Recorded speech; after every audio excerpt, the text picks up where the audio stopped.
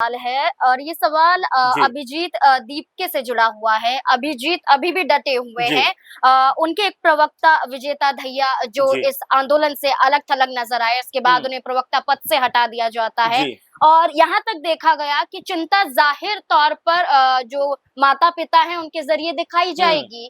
तो जब अभिजीत दीपके सामने आए थे तब खुलकर उनके माता-पिता ने कहा था कि ऐसा कदम मत उठाइए, आप अपना कदम पीछे ले लीजिए। हुँ, लेकिन अब ये जो 20 जुलाई को हमने जो प्रदर्शन देखा, जो लाठीचार्ज देखा, इसके बाद उनके जो पिता हैं भगवान दीप के, उनकी जो माता है अनीता दीप के, वो खुलकर कहती हैं कि हम चाहते हैं कि उनका बेटा डटा रहे, हुँ, उनका बेटा इसी तरह से ये जो लड़ाई है लड़ता रहे। और सरकार ने गलत तरीका जी, अपनाया।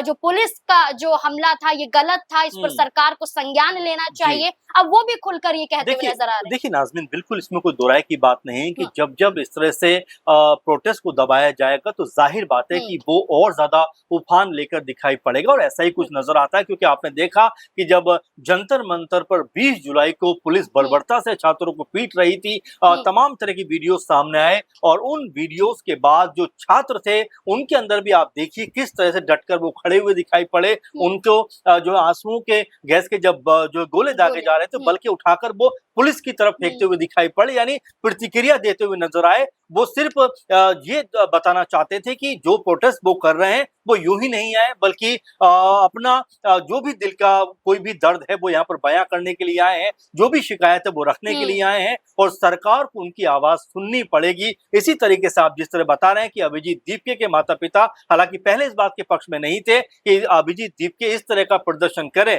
लेकिन जब उन्होंने भी शायद ये फुटेज देखा होगा कि मासूम छात्रों के साथ में जो बर्बरता हो रही है, जिस तरह से उनको लाठी डंडों से पीटा जा रहा है, उसके बाद उनका भी जो जो बयान था वो यहाँ पर बदलता हुआ हुँ, दिखाई पड़ता है और ये तक कहते हैं कि अपने बेटे से कि नहीं तुम वहीं पे डटे रहो। तो कुल मिला-जुला कर देखा जा सकता है कि अब ये आंदोलन एक बड़ा रूप लेता हुआ नज़र आ रहा है क्योंकि अभी भी जंतर-मंतर पर हज़ारों की तादाद में छात्र हैं, तमाम तरह से इस आंदोलन को एक नई हवा देते हुए दिखाई पड़ रहे हैं और जी। सरकार से आँख में आँख मिलाकर कह रहे हैं कि अगर आपको बात करना है, तो आप आकर हमसे अब बात कीजिए, हम आपके पास बात करने को नहीं जाएँगे। बिल्कुल, संसद तो बार-बार शुरू होते ही स्थगित हो जाती है, लेकिन जंतर-मंतर पर छात्र डटे हुए हैं और उनका समर्थन जो है विपक्ष ही नहीं बल्कि कई बड़े चेहरे अलग जगहों से भी कर रहे हैं।